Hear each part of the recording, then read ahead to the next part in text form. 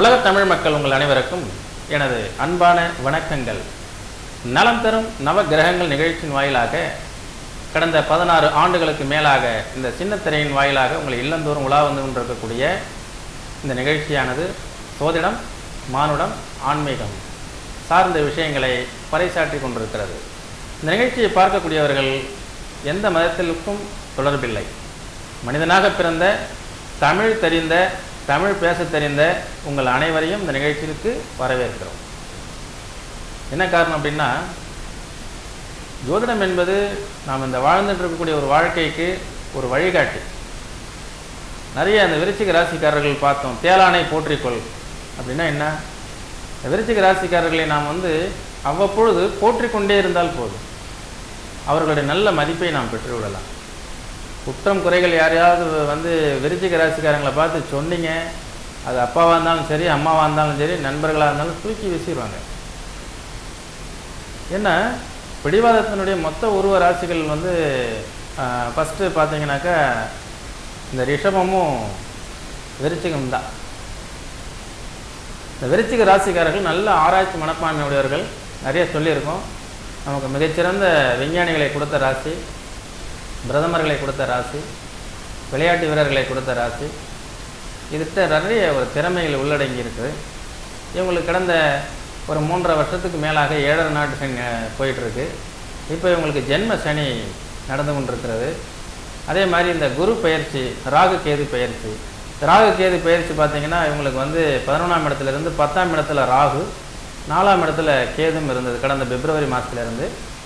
தற்சமயம் ஆகஸ்ட் மாதம் 2ஆம் தேதி 11ஆம் தேதி 2 வகையான பஞ்சாங்கங்கள் சொன்ன போதும் ஒரு 10 நாளுக்குள்ளார வர்றது தப்பில்லை.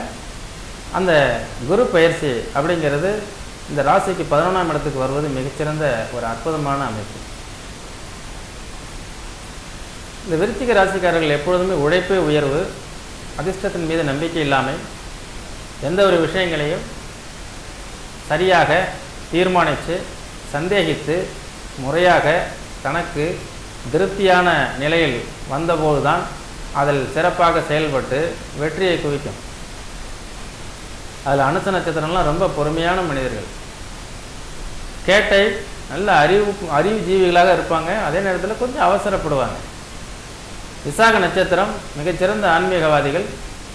நன்கு அந்த செவ்வாயும் ப்ளஸ் குருவோட நட்சத்திரம் இல்லையா, அதனால் இதனுடைய வாழ்க்கையை மிக சிறப்பானதாக அமைந்து கொள்ள முயற்சிகள் எடுக்கக்கூடியவங்களாக இருப்பாங்க. அதே மாதிரி இந்த விருச்சிக ராசிக்காரர்களை பற்றி நம்ம நிறைய சொல்லிக்கிட்டே போகலாம்.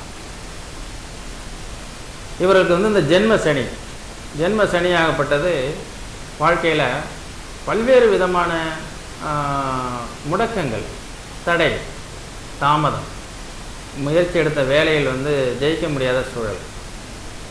அதுக்கு அடுத்தது இலாகாக்கள் கூடுதல் பொறுப்பு. அப்புறம் டே நைட்டு பார்த்திங்கன்னா வேலை செய்கிறது. வெளிநாட்டில் பணிபுரியக்கூடிய விருச்சிக ராசிக்காரர்கள்லாம் நிறைய இருக்காங்க. நிறைய அவங்களுக்கு ஒர்க்லோடு ரொம்ப ஜாஸ்தி.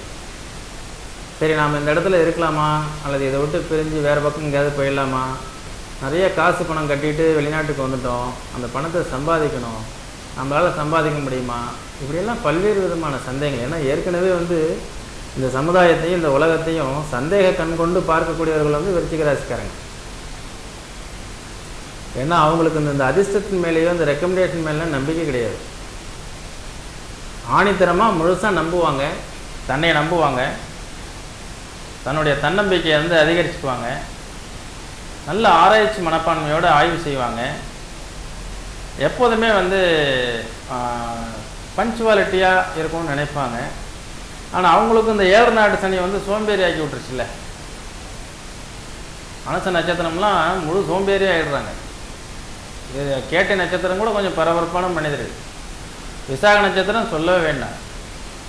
இவங்களுக்கெல்லாம் நல்ல வம்சோத்திரி திசை ஜாதக ரீதியாக நல்ல அவங்களுடைய லக்னத்தை அடிப்படையாக கொண்டு நல்ல யோகமான திசை நடந்துருந்துச்சுன்னா நான் சொல்கிற பலன்கள்லாம் தவிடுபடி ஆகிடும்.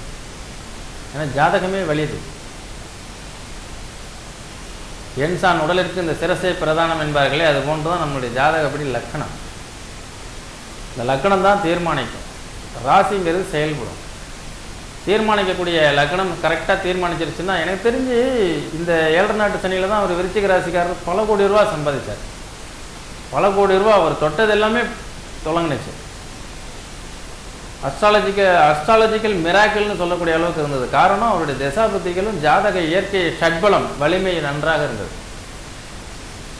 அதனால இந்த நிகழ்ச்சி பார்த்து கொண்டிருக்கக்கூடியவர்கள் பலவீனமான மனிதர்கள், வாழ்வில் தோல்வியேற்றவர்கள், அதே மாதிரி வெற்றிகளை குவிக்க முடியாதவர்கள், காரணம் என்ன என்று எதிர்பார்த்து கொண்டிருக்கக்கூடியவர்கள், தாழ்வு மனப்பான்மை உடையவர்கள், பணத்தை இழந்தவர்கள், இவங்க தான் இந்த நிகழ்ச்சியை பார்ப்பாங்க. எதைக்கோ ஒரு பயங்கரமான பிரச்சனைகளில் டென்ஷனில் இருக்கும்பொழுது சர்ச் பண்ணுவாங்க. அப்படியே யூடியூப்பில் போய் விருச்சிக ராசின்னு டைப் பண்ணாங்கன்னா உடனே என்னோடய நிகழ்ச்சியெல்லாம் அதில் வரும். என்ன மாதிரி நிறைய நிகழ்ச்சிகளை ஜோதிடர்கள் பேசியிருக்காங்க. அப்போது அவங்களுக்கு தான் அந்த நிகழ்ச்சி. அப்போ உங்களுடைய தோல்விகள்லாம் ஏன் ஏற்பட்டது, என்ன காரணம்? ஏன்னா நீங்கள் பிறந்து அந்த காலகட்டங்கள்லாம் உங்களுக்கு ஏற்பட்ட அந்த திசாபுத்திகள், நடத்திட்டு இருந்த திசாபுத்திகள்லாம் உங்களுடைய வாழ்க்கையில் எப்படியெல்லாம் மாற்றத்தை உருவாக்கிச்சு அப்படிங்கிறத ஜாதகத்தை வச்சு நீங்கள் பார்த்துக்கலாம். ஆனால் இந்த தருணத்தில் இந்த விருச்சிக ராசிக்காரர்கள் பொறுத்த வரைக்கும் ஒன்றே ஒன்று சொல்லுவேன், 11ஆம் பாவகத்திற்கு குரு வர்றது மிக சிறப்பு. 11ஆம் இடம் அப்படிங்கிறது பொதுவாக 12 ஒரு ராசியோ அல்லது லக்னமோ அதுக்கு 11ஆம் பாவகம் எந்த வகையிலும் நன்மை தான். தீமை அப்படிங்கிறதுக்கு வேலையே இல்லாத பாவகம் 11ஆம் இடம். இந்த 11ஆம் இடத்துல இருக்கக்கூடிய அந்த குருவாகப்பட்டது உங்களுடைய ஜாதகத்தில் இப்போது நேச்சுரலாகவே நல்ல இடத்துல இருந்து நல்ல திசா புத்தியும் நடந்துருச்சு அப்படின்னா, கடந்த வருஷம் நீங்கள் பிஸ்னஸ் தொழிலுக்காக முதலீடு செஞ்சது, தொழிலுக்காக பார்ட்னர்ஷிப் சேர்ந்தது, தொழிலுக்காக கடன் வாங்கி லோன் வாங்கி போட்டது, அந்த பிஸ்னஸ்க்காக இன்வெஸ்ட்மெண்ட் பண்ணது எல்லாமே இப்போ பெனிஃபிட்டாக வந்துட்டுருக்கும். விதையை அன்னைக்கு விதைச்சோம், இன்றைக்கி விருட்சமாகி நமக்கு பலனை கொடுக்குது. அதனால் நீங்கள் விதைப்பதில் வித்தியாசமான ஒரு மனிதர். ஏன்னா உங்களுக்கு லாங் லைஃப் லாங் நீங்கள் ஒரு விஷயத்தை அடையணும்னு நினைக்கிறவங்க. அதனால் விருச்சிக ராசிக்காரர்கள் எதை செஞ்சாலும் அதில் லேட்டாக பலன் கிடைச்சாலும், தற்சமயம் கஷ்டப்பட்டாலும் கன்ஃபார்மாக லேட்டாக பலன்கள் கிடைக்கும். இப்போ தென்னை மரத்தை நடுவது மாதிரி தான். தென்னை மரத்தை நட்டு ஹைப்ரிட் தவிர மீதி எல்லாமே 10 வருஷத்துக்கு மேலே ஆகும் தேங்காய் காய்க்கிறது. அப்போ இந்த வயசானவங்களாம் என்ன பண்ணுவாங்கன்னா, அவங்க கையால் அது வைப்பாங்க. அவங்க நினைவாக ஒரு 10 ஆண்டுகள் கழித்து தன்னுடைய தலைமுறை பேரன் பேத்திகளுக்கெல்லாம் இது பயன் தரும், அவங்க பேரை சொல்லிகிட்டே இருப்பாங்களே அப்படின்னு சொல்லி வைப்பாங்க. அது மாதிரி இந்த விருச்சிக ராசிக்காரங்க எடுக்கக்கூடிய எஃபர்ட் எல்லாமே அவங்களுக்கு எதிர்காலத்தில் நல்ல பலன்களை கொடுக்கறதாக அமையும். அதற்கு அடுத்தது பார்த்தீங்கன்னா, இந்த விருச்சிக ராசிக்காரர்கள் கடுமையான உழைப்பாளிகள். அவங்கள்ட்ட பிடிச்ச விஷயம் என்ன அப்படின்னா, சென்டிமெண்டெல்லாம் நம்ப மாட்டாங்க. மூட நம்பிக்கைகளை அறவே வெறுக்கக்கூடியவர்கள். அதே மாதிரி அதிர்ஷ்டத்தை நம்ப மாட்டார்கள். யாரும் நமக்காக ரெக்கமெண்டேஷன் செய்யணும் அப்படின்லாம் கிடையாது. தன்னுடைய செயல்களை அடுத்தவர்கள் போற்றுதல் வேண்டும், பாராட்டுதல் வேண்டும், அது ஒன்று மட்டும் அவங்கள்ட்ட இருக்கும். அதனால தான் தேலானை போற்றிக்கொள், அது ஒரு பழமொழி. செய்ய வேண்டிய விஷயங்களை ப்ராப்பராக நல்ல விதமாக அடுத்தவங்களுக்கு என்ன செய்யணுமோ அதை முறையாக செஞ்சுருவாங்க. அப்படிப்பட்ட விருச்சிக ராசிக்காரர்களுக்கு இப்போ ஜென்ம சனி 2.5 ஆண்டுகள் விரைய சனி, அடுத்தது ஜென்ம சனி 1.25 வருஷம் ஆயிடுச்சு. இது வரைக்கும் நிறைய தடங்கள், முடக்கம், எந்த விதமான முயற்சிகளுக்கும் முழு வெற்றி கிடைக்காத ஒரு சூழல் இப்படியெல்லாம் ஏற்பட்டுருக்கு. இதனுடைய விளைவு என்ன? குரு பெயர்ச்சி நன்மையான ஒரு நிலையிலையும், அதே மாதிரி அடுத்த வருஷத்தில் உங்களுக்கு ஜென்ம சனி விலகி பாத சனியாகவும் மாறப்போகுது. நல்ல திசாபுத்திகள் உங்களுக்கு நடக்குமேயானால் வாழ்க்கையில் மிக அற்புதமான முன்னேற்ற மேன்மைகள் எல்லாமே நீங்கள் அடையலாம். இப்போ உங்களுடைய ராசிக்கு கரெக்டாக 5ஆம் பாவகத்தை குரு 7ஆம் பார்வையாக பார்க்குறார். ராசிக்கு 5ஆம் இடத்தை குரு பார்ப்பதில் என்ன நிகழும்? சாதாரணமாக இந்த கோச்சார பலனை நாங்கள் சொல்லும் பொழுது இதுவே திசாபுத்தி மாதிரி இல்லை, இது நிகழ்காலத்திற்கு நமக்கு தேவையானவற்றை கொடுக்கும்னு சொன்னோம். உதாரணத்துக்கு கல்யாணம் ஆயிடுச்சு, இன்னும் குழந்தை இல்லை, இந்த குரு வந்து 5ஆம் இடத்தை, ராசிக்கு 5ஆம் இடத்தை குரு பார்க்கறதுனால இந்த வருஷத்தில் உங்களுக்கு குழந்தை கிடைக்குன்னு சொல்லும்போது எவ்வளோ ஒரு மகிழ்ச்சியாக இருக்கும் அந்த சகோதரிகளுக்கு. இது வரைக்கும் கல்யாணம் ஆகி 5 வருஷம் ஆச்சு, குழந்தை இல்லை. சரி, கிரகங்கள் வந்து நம்ம குழந்தை பாக்கியத்தை பற்றிலாம் சொல்கிறாங்கல்ல ஜோதிடர்கள். அப்போ நமக்கு இந்த இப்போ என்ன சொல்கிறாங்கன்னு பார்க்கலான்னு ஆவலோடு இருக்கக்கூடிய அத்தனை சகோதர சகோதரிகளுக்கு நான் என்ன சொல்ல வரேன்னா, அந்த குரு 7ஆம் பார்வையாக 5ஆம் இடத்தை பார்க்கும்பொழுது கண்டிப்பாக உங்களுக்கு சந்தான பிராப்தி உண்டு. அதை முழுமையாக தீர்மானிப்பது உங்களுடைய ஜாதக ரீதியான திசாபுத்தி என்றாலும், ஒரு குழந்தை கிடைப்பதற்கு வாய்ப்புகள் இருக்கிறது என்ற வார்த்தை ஒரு நேர்மறையான சிந்தனையை நமக்கு ஏற்படுத்தி ஒரு நேர்மறையாக நடக்கக்கூடிய ஒரு பலனுக்கு வித்திடக்கூடியதாக அமைகிறது இல்லையா? ஆனால் இதை நம்ம ஆர்குமெண்ட் பண்ணுறதை விட வரவேற்போம். நல்ல விஷயம். குரு வந்து 7ஆம் பார்வையாக விருச்சிக ராசிக்காரங்க எல்லாருடைய 5ஆம் இடத்தை பார்க்கறதுனால புத்திர பாக்கியம், குழந்தை பேர், அடுத்தது பூர்வீக சொத்து தனக்கு வந்து சேர்றது, அல்லது பூர்வீக சொத்தை வந்து பங்கு பாகம் பண்ணுறது, பூர்வீக சொத்தை விற்று வேறு இடத்திற்கு மாற்றி வேறு அதை அபிவிருத்தி திட்டங்களுக்கு பயன்படுத்துறது, பூர்வீகத்தில் போய் குடி போகலான்னு நினைக்கிறது, இதெல்லாம் வந்து இந்த பூர்வீக ஸ்தானத்தை பார்க்கும்பொழுது ஒரு மனிதனுடைய எண்ண ஓட்டங்கள் 5ஆம் பாவகம் என்று சொல்லக்கூடிய பூர்வ புண்ணிய ஸ்தானத்தை பார்க்கும். அப்போ எவ்வளோ விருச்சிக ராசிக்காரங்க வெளிநாட்டில் இருக்கிறீங்க, வெளிநாட்டு பயணத்தில் இருக்கிறீங்க, அவங்க எல்லாமே இந்த வருஷம் பூர்வீகத்தில் ஒரு தோட்டம் வாங்கலாம், வீடு வாங்கலாம், வீடு கட்டலாம், இன்வெஸ்ட்மெண்ட் அங்கே பண்ணலாம் அப்படின்னு நினைக்கிறீங்க. அப்படின்னா தயவுசெய்து நீங்கள் ஒரு ஃபோனாவது பண்ணி உங்களுடைய ஜாதக பலனையும் தெரிந்து கொண்டு அதன் பிறகு அந்த பூர்வீகத்தில் உங்களுடைய முன்னேற்றகரமான திட்டங்களை நீங்கள் செயல்படுத்தினீங்கன்னா உங்களுக்கு வெற்றி 100% வெற்றி நிச்சயம். அதே மாதிரி இந்த விருச்சிக ராசிக்காரர்கள் அவங்களுடைய ராசிக்கு 9ஆம் பாவம், அதாவது 7ஆம் இடத்தை வந்து 9ஆம் பார்வையாக குரு பார்க்கிறார். ராசிக்கு 7 என்பது ஒரு நிகழ்வு நடக்கக்கூடிய, அதாவது திருமணம், வியாபார ஒப்பந்தம், கூட்டுத் தொழில், கூட்டாளிகள், நண்பர்கள், மனைவி உடல் நலம், மனைவியினுடைய உறவினர்கள், இது எல்லாமே ஒரு கம்யூனிகேஷன்ஸ், ஒரு மக்கள் தொடர்பு, இது எல்லாமே 7ஆம் பாவகத்தை குறிக்கக்கூடியது. அந்த கூட்டுறவு என்று சொல்லக்கூடிய 7ஆம் பாவகத்தை ராசிக்கு 7ஆம் இடம் ஆகிய விருச்சிக ராசிக்காரர்களுக்கு இந்த குரு பார்ப்பதால் கல்யாணம் ஆகாதவர்களுக்கு திருமணம் கண்டிப்பாக நடக்கிறதுக்கு வாய்ப்புகள் இருக்கு. அதே மாதிரி கூட்டாளிகள், நண்பர்கள், அவங்களுடைய ஒத்துழைப்பு, புதிய தொழில் ஆரம்பிக்கிறது, புதிதாக நீங்கள் எந்த தொழில் ஆரம்பிச்சீங்கனாலும் அதில் நல்ல முன்னேற்றம், மேன்மைகள் ஏற்படுறதுக்கெல்லாம் வாய்ப்புகள் இருக்குது. அதற்கு அடுத்தது இந்த ஜாதக அடிப்படை ஜாதகர்களுக்கு வந்து கல்யாணமாயும் கணவன் மனைவி இடையே ஒரு பிரச்சனை, ஒரு பிரிவினை, இந்த மாதிரி கோர்ட்டு கேஸு, வம்பு வழக்கெல்லாம் இருக்குன்னு வைங்களேன், இந்த குரு பார்வை கோடி புண்ணியம்னு சொல்லுவாங்க. அவங்க எல்லாருக்குமே இப்போ வந்து ஒரு நெருங்கி சேர்ந்து வாழ்கிறதுக்கு உண்டான வாய்ப்புகள் இருக்குது. அதுக்கு அடுத்தது பார்ட்னர்ஷிப் பிஸ்னஸ் வந்து ஆரம்பிக்கலாம்னு நினச்சிட்டு இருந்தவங்க இந்த வருஷம் ஆரம்பிக்கலாம். இதில் அவங்களுக்கு வந்து ஒரு நல்ல யோக பாவங்கள், யோகமான அமைப்புகள் அவங்களுக்கு கண்டிப்பாக இருக்குது. இதுக்கு அடுத்தது பார்த்தீங்கன்னாக்கா இந்த ஜாதகத்தை பொறுத்த வரைக்கும் ராசிக்கு 3ஆம் இடம் என்று சொல்லக்கூடிய வீர தீர தைரியம், பராக்கிரமம், ஆள் அடிமை, வித்தை, ஆட்களை வைத்து வேலை வாங்குதல், சகோதரஸ்தானம், இந்த ராசிக்கு 3ஆம் இடத்தை குரு பார்வையிடுவது ரொம்ப விசேஷம். அதாவது தைரியமாக எந்த ஒரு செயல்களையும் செய்ய இவர்கள் எத்தனைக்கலாம்.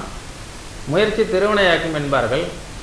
நீங்கள் எடுக்கக்கூடிய முயற்சிகள் உங்களுடைய ஜாதக ரீதியாக திசா புத்தியினுடைய அடிப்படையில் கண்டிப்பாக வெற்றி, முன்னேற்றம், மேன்மை எல்லாமே ஏற்படும். எனவே இந்த குரு பயிற்சி பலன்கள் விருச்சிக ராசிக்காரர்களுக்கு 11ஆம் இடத்தில் இருந்து இவ்வளவு சிறப்புகளை செய்வதால் மிக அற்புதமான பலன்கள் தரக்கூடிய ராசிகளில் அந்த விருச்சிக ராசியும் ஒன்று. ஏன்னா கோச்சாரம் என்பது மின்னல் மாதிரி ஒரு வருஷம் மட்டும்தான் அங்கே இருக்கும்.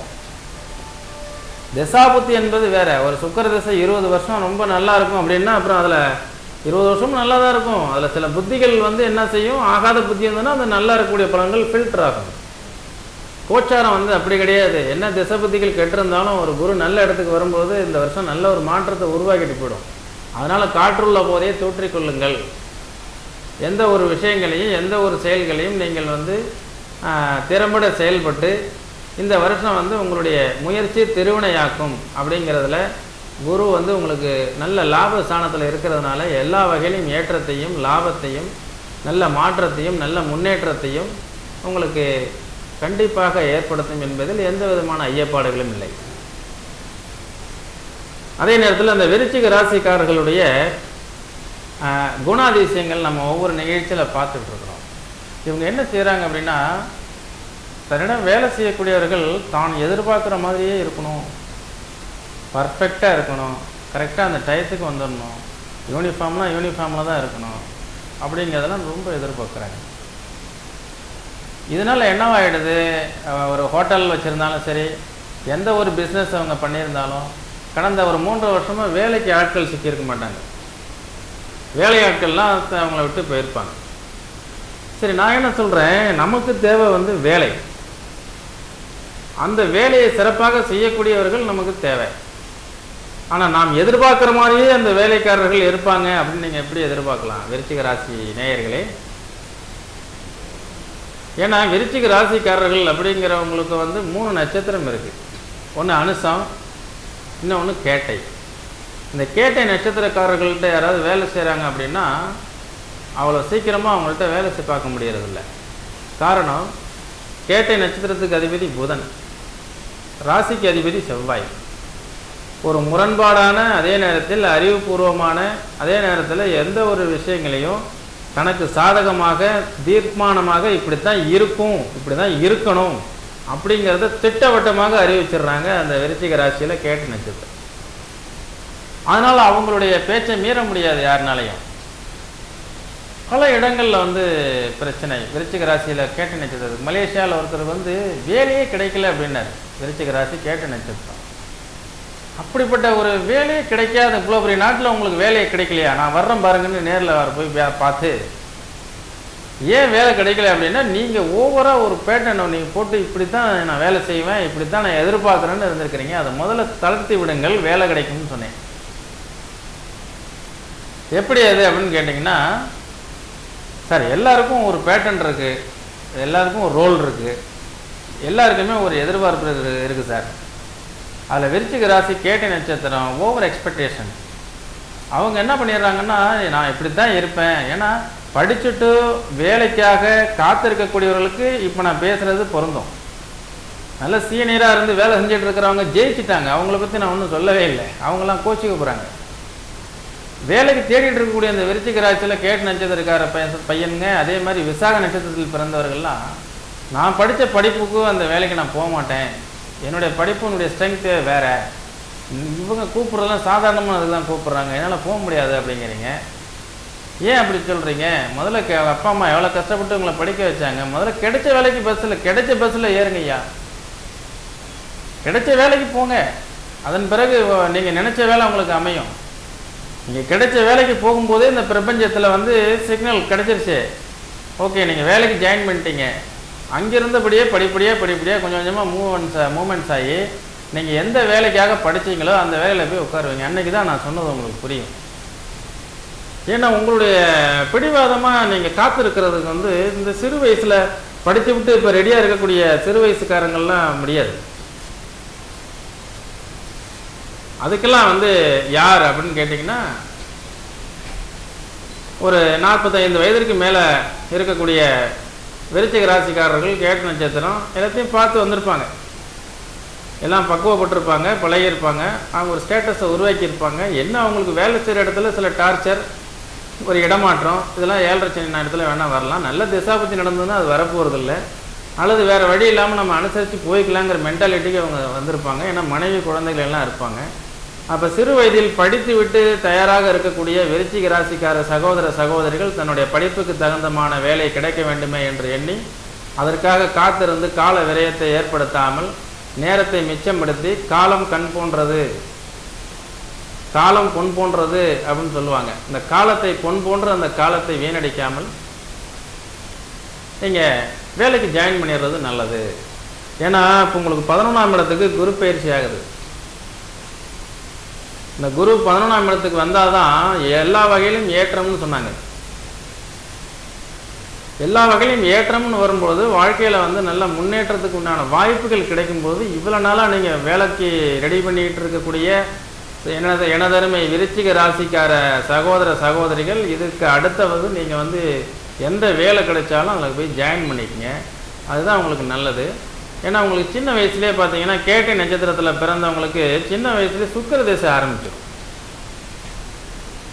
சுக்கிரன் அப்படிங்கிறது கனவு காணக்கூடிய ஒரு பிளானட். லக்ஸுரி, சந்தோஷத்தை, மகிழ்ச்சி, உல்லாசம் இதெல்லாம் அனுபவிக்கக்கூடியது.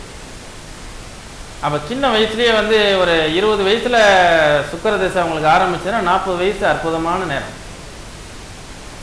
இப்போ 7 நாட்டு சனியும் குறுக்க வந்ததுனால இவங்களுக்கு என்ன ஆகிடுது, எல்லாம் ரெடியாக இருந்து சாப்பிட முடியாமல் தவிக்கிற மாதிரி ஆகிடும். அதனால் அதீதமான ஒரு பதட்டமும் ஒரு படபடப்பும் இந்த விருச்சிக ராசிக்கார இளைஞர்களுக்கு தற்சமயம் இருக்கும். அதில் இந்த கேட்டை நட்சத்திரத்தில் பிறந்தீங்கன்னா அவங்களுக்கு கண்டிப்பாக இருக்கும். ஒரு அனுச நட்சத்திரத்தில் பிறந்தீங்கன்னா சுக்கிர திசைங்கிறதுக்கு தாமதமாகத்தான் அவங்க ஃபேஸ் பண்ணுறாங்க. ஒரு 35-40 வயசில் ஃபேஸ் பண்ணும் பொழுது பக்குவமாக அந்த சுக்கிர திசையை அனுபவிக்கக்கூடிய காலம். கவலையே பட வேண்டாம். அதனால் இந்த விருச்சிக ராசிக்காரங்க அனுச நட்சத்திரக்காரங்க பேர்லலாம் இடம் வாங்கி போட்டிங்கன்னா விற்கவே முடியாது அவ்வளோ சீக்கிரம். அது கிணத்துல போட்ட கல் மாதிரி. தயவுசெய்து ரியல் எஸ்டேட் செய்யக்கூடிய விருச்சிக ராசிக்கார, ஏன்னா அந்த ராசிக்கு நிறைய பேர் வந்து ரியல் எஸ்டேட்லாம் பண்ணுவாங்க. ஒவ்வொரு ராசிக்கு உண்டான தொழில்கள் அப்படிங்கிறதெல்லாம் நம்ம எதிர்காலத்தில் பார்ப்போம். கடந்த காலத்தில் நான் சொல்லியிருக்கேன். இந்த ரியல் எஸ்டேட் வந்து நல்ல சுக்கிர திசை நடக்கக்கூடிய அனுச நட்சத்திரக்காரங்க அல்லது கேட்டை நட்சத்திரத்துக்காரங்க அந்த இடத்த தன் பேரில் வாங்கி அடுத்தவங்களுக்கு விற்கிற தொழில் அல்லது தன் பேரில் எக்ரிமெண்ட் போட்டு அடுத்தவங்களுக்கு மாற்றி விடுற தொழில் செய்வாங்க. அவங்க அது மாதிரி செய்யக்கூடாது. ஏன்னா பூமிக்காரகன் என்று சொல்லக்கூடிய அதிபதி வந்து செவ்வாய், அது விருச்சிக ராசிக்கும் மேச ராசிக்கும் தான். அதில் மேசத்தை விட விருச்சிக ராசிக்காரங்களுக்கு அந்த சொத்துக்கள் வாங்கும் பொழுது அவ்வளோ சீக்கிரமாக வந்து அதை விற்க முடியாது. அதுலேயும் சுக்கிர திசை நடந்ததுன்னா வாங்குறதுக்கு தான் அதிகாரம் இருக்க வழியே விற்பனைக்கு அல்ல. அதனால் இவங்க வந்து இந்த சந்தர்ப்பவாத வியாபாரம், அந்த சந்தர்ப்பவாதம்னா இவங்க பேரில் வாங்கி எக்ரிமெண்ட் போட்டு அப்புறம் மாற்றி விடுறது விற்கிறது தான் ரியல் எஸ்டேட். அது இவங்க பேரில் ஏதாவது பண்ணியிருந்தீங்கன்னா உங்கள் மனைவி பேருக்கு அதை மாற்றி விட்ருங்க எக்ரிமெண்ட்டை. அல்லது உங்கள் பேரில் டாக்குமெண்ட் இருந்து விற்கணும்னு நினச்சிங்கன்னா மனைவி பேருக்கு பவர் எழுதி கொடுத்துருங்க. சீக்கிரமாக விற்பனையாகும். ஏன்னா உங்களுடைய ராசி வந்து அந்த மாதிரி. இப்போ 7 நாட்டு சனி இதெல்லாம் உங்களுக்கு வந்து நடந்துகிட்ருக்கு அப்படின்னா அதை பற்றிலாம் கவலைப்படாதீங்க. ஏன்னா சனி பொதுவாக உங்கள் ராசிக்கு வந்து நட்பு இல்லை, பகை. அதனால் விருச்சிக ராசிக்காரர்கள் அனைவருக்குமே வந்து ரொம்ப சிக்கலும் சிரமமும் ஃபேஸ் பண்ண வேண்டியதாக இருக்குது. அப்படிலாம் நீங்கள் நினச்சிங்க அப்படின்னா அந்த இது எல்லாமே ஒரு அனுபவம் தானே, உங்கள் வாழ்க்கைக்கு ஒரு பாடம் தானே.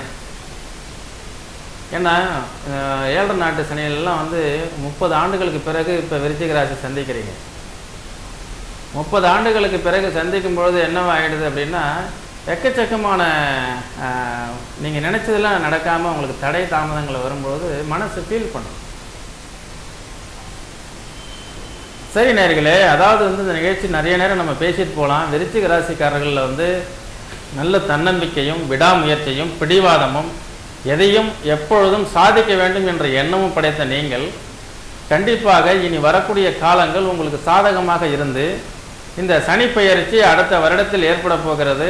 அப்போ ஜென்ம சனி என்ற ஒரு தடுமாற்றமான முன்னேற்றத்திற்கு தடை ஏற்படுத்தக்கூடிய ஒரு காலகட்டங்கள் விலகி இப்பொழுது ஆகஸ்ட் மாதம் 2ஆம் தேதியிலிருந்து உங்களுக்கு ஒரு லாபகரமான எந்த ஒரு காரியத்திலையும் வெற்றியை தரக்கூடிய லாப மேன்மைகளை தரக்கூடிய இந்த குரு மாற்றம் உங்களது வாழ்க்கையில் உங்களுடைய லக்ன ரீதியாக எந்த ஒரு திசை நடந்தாலும் அந்த திசையினுடைய அடிப்படையில் நல்ல முன்னேற்றகரமான திசையாக இருந்து விட்டதேயானால் செயற்கரிய செயல்களை செய்து இந்த வாழ்க்கையில் வந்து நீங்கள் சாதிக்கக்கூடிய விஷயங்கள் அனைத்தையும் முழுமையாக 7 நாட்டு சனியில் சாதித்து விடுவீர்கள் என்பதில் எந்த விதமான ஐயப்பாடுகளும் இல்லை. பொறுமையின் சிகரம் என்று சொல்லக்கூடிய இந்த விருச்சிக ராசிக்காரர்கள் எந்த ஒரு விஷயத்தையும் அமைதியாகவும் பொறுமையாகவும் நிதானமாகவும் சிந்தித்து செயல்படக்கூடிய அற்புதமான இந்த மனிதர்களுக்கு இந்த 7.5 அப்படிங்கிறது ஒரு ஸ்பீடு பிரேக்கை கொடுத்தது என்பது உண்மைதான். இனி எல்லாம் வந்து சிந்தித்து உங்கள் நடந்த தவறுகளுக்கு நீங்கள் என்ன காரணம் என்பதை சிந்திக்க ஆரம்பிச்சிட்டிங்கன்னா ஜென்ம சனி கடந்து பாத சனிலையும் நீங்கள் வெற்றி நிச்சயம் அப்படிங்கிறது கன்ஃபார்ம். அதற்கு அடுத்தது இந்த குரு பெயர்ச்சி பலன்கள் உங்களுக்கு மிக அற்புதமான ஒரு நல்ல முன்னேற்றத்தை தரும்னு சொன்னோம். ஜாதக பலன்கள் நம்ம கேட்க வரும்பொழுது ஒரு சில சோதிடர்கள் என்ன செஞ்சிடறாங்க அப்படின்னா, ஒரு மேச ராசிக்கார பையன் அவனுடைய ஜாதக அடிப்படையில் எந்த மாதிரி படிக்கலான்னு கேட்டு வந்தாங்க. அவங்களுக்கு பார்க்கும்பொழுது மேச ராசி பிடிஎஸ் பல் வைத்தியம் படிப்பாருங்க, இவருக்கு வாய்ப்பு இருக்குன்னு சொல்லும் பொழுது உடனே அவர் எம்பிபிஎஸ்க்கு தாங்க ட்ரை பண்ணார் பையன், ஆனால் அவன் கட் ஆஃப் போயிடுச்சுனார். அப்போ பிடிஎஸ் கிடைக்கும்னு சொல்லும்பொழுது அவருக்கு ஒரு சந்தோஷம். என்னென்னா அவருக்கு அது விருப்பம் இல்லைன்னா கூட அது கிடைக்கும்னு நான் ஜோதிடர் சொல்லிட்டாரேன்ட்டு. அப்போ நான் என்ன படிக்கலாம் அப்படின்னு இந்த நிகழ்ச்சியை திருப்பூரில் பல நாட்கள் இதில் சொல்லிகிட்டு இருப்போம் டிவியில். இவர் என்ன படிக்கலாம்ங்கிறத நான் தெளிவாக சொல்லி அதை அந்த மாதிரி இருக்கும்போது இவர் இன்னும் 2 ஜோசியர்கள்ட்ட போய் பார்த்துட்டு வந்திருக்கிறார். அதில் ஒரு ஜோதிடர் இவர் போகும்போது என்ன பண்ணிட்டாருன்னா, ஜாதகரை 18 வயது நிரம்பிய ஜாதகர் என்னை சந்திக்கிறதுக்கு நீங்கள் வரும்பொழுது அவங்களையும் கூப்பிட்டுட்டு வாங்கன்னு இந்த நிகழ்ச்சியின் வாயிலாக நிறைய டைம் சொல்லியிருக்கேன். என்கிட்ட கூப்பிட்டு வர்றது மாதிரியே அந்த பையன் அவங்கள்ட்டையும் கூப்பிட்டு போயிட்டார். அவர் இந்த பையனை வைத்துக்கொண்டே என்ன ஆகிடுவார், இவருக்கு டாக்டர் சீட்டு கிடைச்சாலும் அவர் படிக்க மாட்டார், முழுமையாக்க மாட்டார், ஏதாவது ஒரு பொண்ணை இழுத்துட்டு ஓடிடுவார், அப்படி இல்லைன்னா இவருக்கு பெரிய கண்டம் வரும், இப்படியெல்லாம் சொல்லி அவங்கள பயமுறுத்தி இந்த பையன் புத்தி பேதலிச்சு போய் அதுக்கப்புறம் என்கிட்ட வர்றாங்க. நான் மிக தெளிவாக இவருக்கு இந்த மாதிரி கிடைக்கும், வேலை கிடைக்கும் கண்டிப்பாக, அல்லது வெட்டினரி டாக்டராவது வருவாருன்னு சொல்கிறோம்.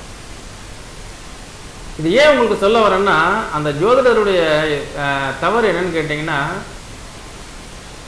ஜோதிட பலன்கள் காலம், தேசம், வர்த்தமானம், ஜாதி, மத, நிற பேதம், யுக்தி, புக்தி, சுருதி, லயம் இதை சார்ந்து தான் சார் செயல்படும். இல்லைன்னு வைங்களேன், அந்த பையன் பிறந்த நாளில் எல்லாருமே டாக்டருக்கு படிக்கிறதுக்கு ட்ரை பண்ணணும்.